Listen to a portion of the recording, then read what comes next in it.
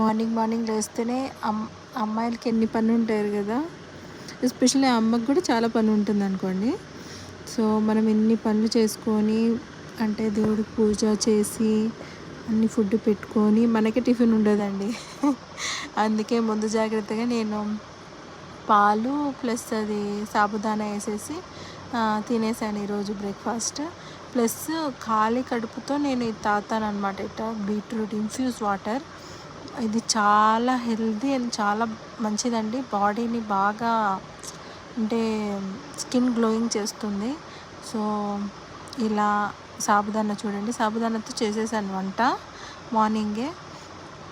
So మనం ఎంత గ్లోగా రావాలంటే మన బీట్రూట్ అంతగా అంటే బీట్రూట్లో అంత ఇది ఉంటుందన్నమాట. సో బీట్రూట్ ఇన్ఫ్యూజ్ వాటర్ చూడండి, నేను మా ఆయన మా పిల్లలు కూడా స్లోగా అలవాటు చేస్తున్నాను. Okay, bye.